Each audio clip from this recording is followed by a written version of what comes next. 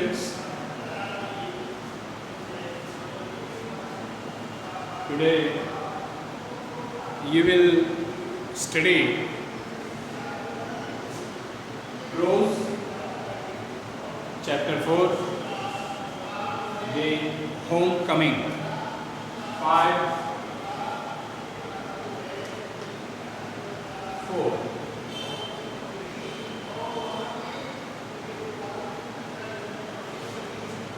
So here you will see how Phatik Chakravarti was very much disturbed at his uncle's home. He could not afford such a type of critical conditions, and how he tried to escape himself from such a type of difficult situations. Overall, he could not save himself from the conditions. When he came home from the school, certainly his aunt was very angry. She did not like anything, such a type of silly activities or any complaint. She did not like to hear any complaint from the school side for Chakravarti, Phatik Chakravarti. Here, in the next morning, when everybody woke up, they did not find Phatik anywhere. All the members of family tried to search him everywhere, but Phatik found nowhere. Phatik seen nowhere. So see what happened. At the end of the day, a police van stopped at the door before the house. When Bisambar asked help from the police searched him, and police stopped at the door of Bisambar. It was still raining and the streets were all flooded. It was raining heavily. 2 constables brought out Phatik in their arms and placed him before Bisambar. It means to say that both police constables searched him and took him to Bisambar's home. He was wet through from head to foot, muddy all over his face and eyes, flushed red with fever. So obviously he was drenched all over his body because he was in just rain for whole the night. So he was shivering, trembling, and it was just appear as he was suffering from fever. His limbs are trembling. Bisambar carried him in his arms and took him into the inner apartment. So his maternal uncle Bisambar took him inside the home. When his wife saw him, she exclaimed. When the Bisambar's wife saw Phatik in the same condition, so she exclaimed, "What a heap of trouble this boy has given us. This boy was a lot of trouble for all of us. Hadn't we better send him home?" So she asked her husband to send him his home. Phatik heard her words and sobbed out loud, "Uncle, I was just going home, but they dragged me back again." It was a very sad voice from Fatik Chakravarti, he was crying loudly. He told Bisambar that he was trying to go his home, but police dragged him again here in the house, in the city. The fever rose very high, and all that night the boy was delirious. So that night the boy was completely unconscious. Fatik was completely unconscious. Bisambar brought in a doctor. Bisambar called a doctor. Fatik opened his eyes, flushed with fever, and looked up to the ceiling and said vacantly, "Uncle, have the holidays come here? May I go home?" So Fatik unconsciously asked his uncle if there is holiday and he might go home now. Bisambar wiped the tears from his own eyes and took Fatik's lean and burning hand in his own and sat by him throughout the night. The boy began again to mutter. At last, his wife became excited. "Mother," he cried, "don't beat me like that. Mother, I am telling the truth."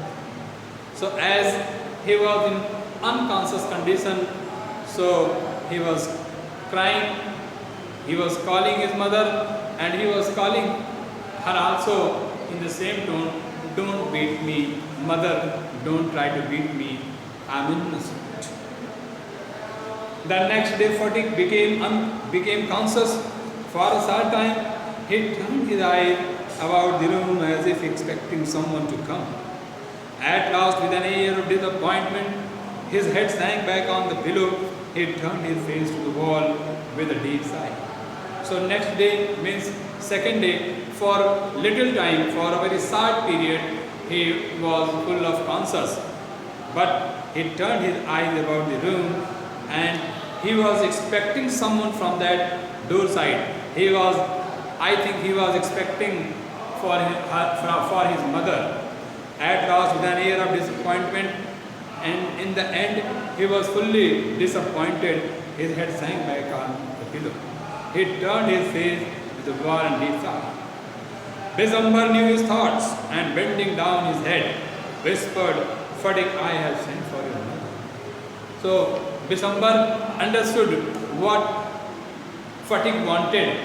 So he muttered in his ear, "Dear, your mother would just come here. Will come here." The day went by. The doctor said in trouble was that Daj's condition was very critical.